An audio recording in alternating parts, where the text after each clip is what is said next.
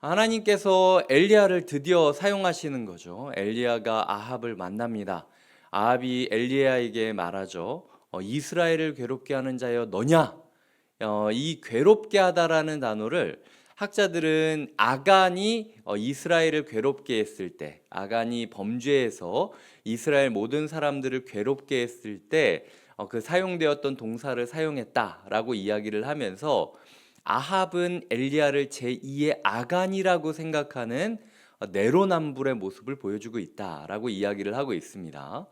이 내로남불의 모습 가운데서도 엘리야가 거침없이 내가 이스라엘을 괴롭게 했냐? 네가 이스라엘을 괴롭게 했다. 아주 그냥 담대히 나가죠. 그래서 있는 사람 다 불러봐라. 어디 한번 다 긁어 모아봐라. 라고 이야기를 해서 다 불러 모으라 해서 한 450명 정도의 바알 선지자들과 그 엘리야가 붙게 됩니다. 엘리야가 제안을 했고 하늘에서 불덩이가 떨어지게 하자. 하나님께서 없던 불을 만들어 주는 걸 우리가 한번 보자라고 이야기를 해서 한 9시간 정도 원래 제사를 드려야 되는 시간에 바알 선지자들이 열심히 드리죠. 그래서 막 소리를 지르기도 하고 자해를 하기도 하고 막 그러면서 열심히 드렸는데도 9시간의 예배에도 불구하고 응답하지 않은 바알신을 보여주게 됩니다. 그래서 그 바알신을 보면서 조롱했다. 27절에 보면은 엘리야가 조롱했다라고 확실하게 기록되어 있죠. 비아냥거리는 엘리야의 모습, 그리고 그 비아냥에 이제 좀 이 화가 나가지고 비아냥거리는 엘리야 때문에 소위 꼭지가 돌아가가지고 더 열심히 자기를 학대하면서 이렇게 예배를 드리고 있는 바알 선지자들의 모습을 그리며 오늘 말씀은 끝이 나게 됩니다. 예전에 제가 이제 설교를 드리면서 이 교훈에 대해서 잘못된 예배에 대해서 어떤 모습에 대해서 여러 가지 이야기를 드렸는데 오늘 새벽에는 조금 다른 관점에서 이 본문을 생각하게 됐습니다. 그래서 하나님께서 오늘 우리에게 이 말씀을 통해서 주시는 교훈 세 가지를 마음에 담고 하루를 살아갔으면 좋겠습니다. 첫 번째로는요, 멘탈을 잘 잡으셔야 됩니다. 오늘 우리가 읽었던 본문에서 보면은 이 엘리야가 3년 동안 지금 치열하게 준비했던 거 아닙니까?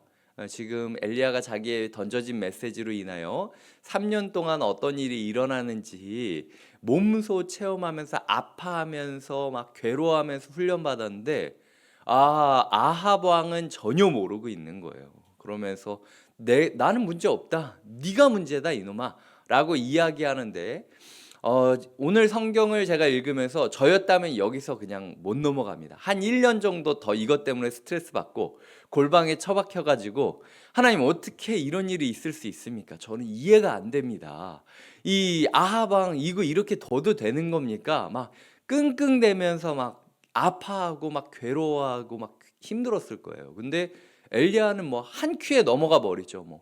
그래 너 그런 놈인 줄 내가 알았다 라고 이야기를 하면서 멘탈 꽉 잡고 그냥 하나님의 일을 하기로 결정한 이상 그냥 남들이 뭐라 하던 난 달려간다 라고 이야기하는 모습을 그리고 있다라는 거죠. 하나님이 우리의 마음 가운데 말씀하시는 겁니다. 야 엘리야, 여러 연약함이 있지만 멘탈 하나는 진짜 대단하지 않니? 너의 삶 가운데 오늘 하루 별의별 얘기들을 다 들을 수도 있고 별의별 이야기를 다 들을 수 있는데 딱 17절에서 18절 아무 거침없이 넘어가는 것처럼 너희의 삶에 좀 거침이 없었으면 좋겠다. 어떤 부분에 있어서는 그래 너 원래 그런 놈인 줄 내가 알았어.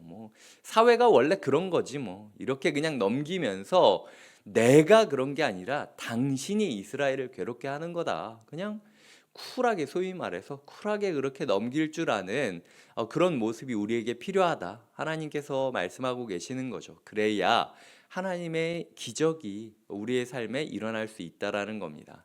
만약 여기서 엘리야가 끙끙거리면서 다시 그리시네가로 도망가면서 하나님 도대체 어떻게 나한테 이런 얘기할 수 있어요?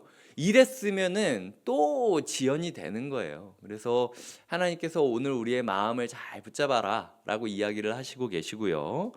두 번째로 보시면은 21절입니다. 모든 백성에게 가까이 나아가. 모든 백성, 이게 강조되죠. 뭐라고 이야기하냐면 너희가 어느 때까지 둘 사이에서 머뭇머뭇하려느냐라고 이야기를 하고 있습니다. 그런데도 불구하고 백성이 말 한마디도 대답하지 아니하는지라라고 이야기를 하죠. 두 번째 기적을 앞두고 우리가 준비되어야 되는 부분은요, 무응답을 견딜 줄 아는 훈련을 받아야 됩니다. 이 모든 백성들 앞에서 얘기하는데 어떻게 한 사람도 얘기를 안 할 수 있을까? 그것도 지금 오바댜랑 이야기를 했던 거잖아요. 그러니까 오바댜에게 너 니네 주한테 가라 라고 이야기하는데 아니라고, 내가 주라고 오바댜가 얘기를 했잖아요. 그러니까 이제는 선택해야 된다. 누가 주님인지 선택해야 된다. 어제 엘리야가 분명히 얘기했단 말이죠. 얼마 지나지 않아서 지금 아방을 보고 이 상황에서 딱 얘기했을 때 만약 오바댜가 맞습니다, 정권의 아합 정권의 2인자가 맞습니다, 엘리야 당신의 말이 맞습니다, 내가 아합을 가까이서 봤는데 이건 좀 아닌 것 같습니다 라고 이야기를 하고, 그 오바댜가 숨겨뒀던 100명의 선지자가 다, 이 50명의 선지자 100명의 선지자가 다 일어나서 이렇게 한 명 한 명씩 나오면서 나는 엘리야의 편을 들겠습니다. 이 얼마나 멋집니까? 이 얼마나 그림이 좋습니까?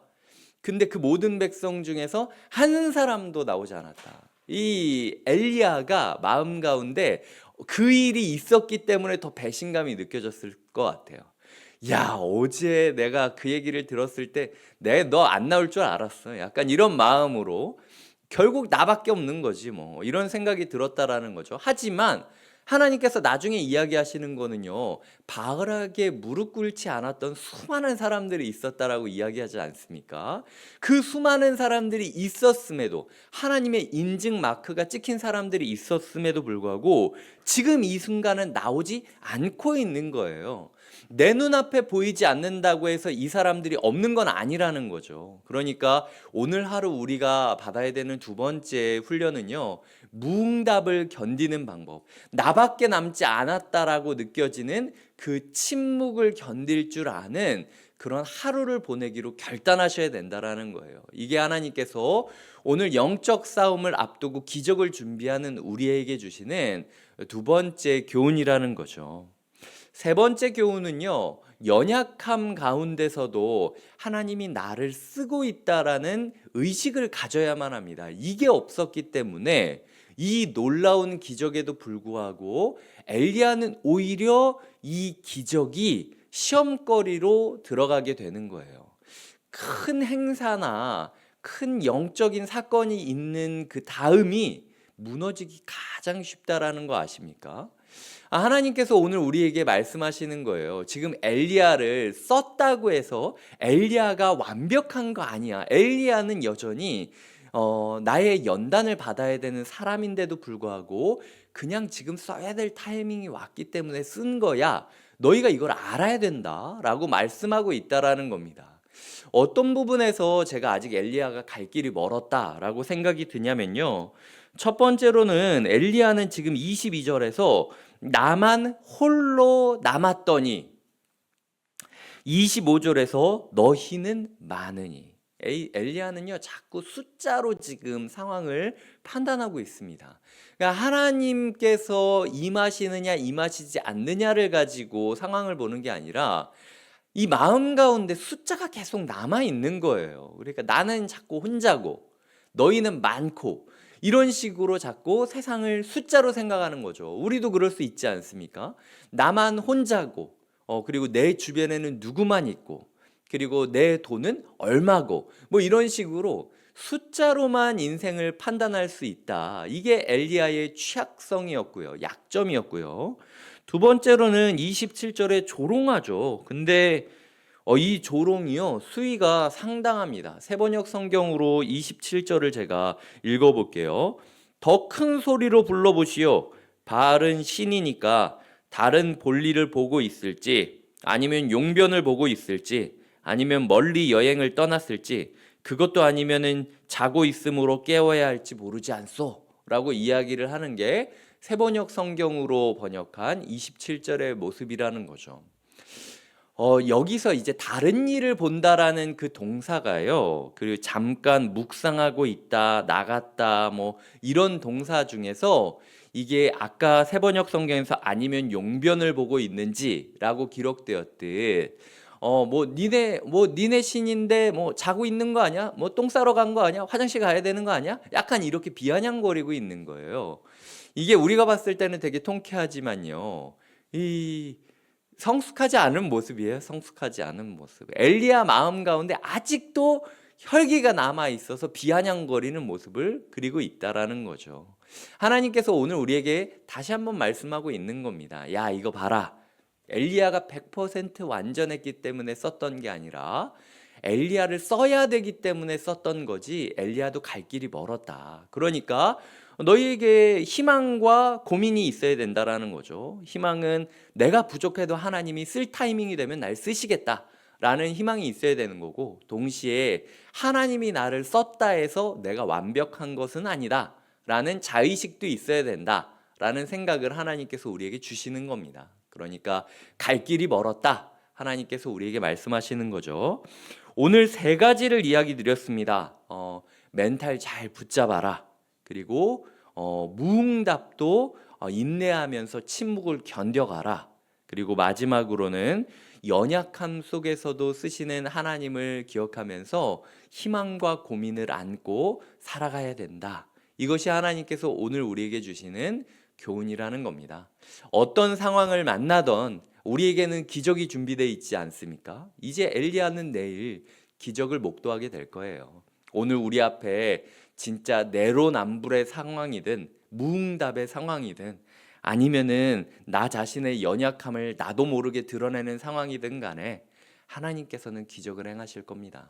그것을 믿고 우리가 한번 끝까지 같이 가봤으면 좋겠어요. 믿고 따르는 이에게 부족해도 쓰셨던 하나님께서 함께 하실 것을 우리가 함께 고백하며 나아갈 수 있기를 간절히 바랍니다. 기도하시겠습니다.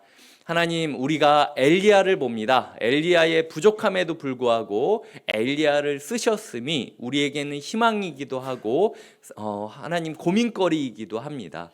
하나님, 우리가 연약함 가운데도 쓰시는 하나님을 기억하면서 오늘 하루도 멘탈 꽉 잡고, 그리고 무응답에도 하나님 끝까지 하나님 신뢰하면서 견뎌갈 수 있도록 인도하여 주시옵소서.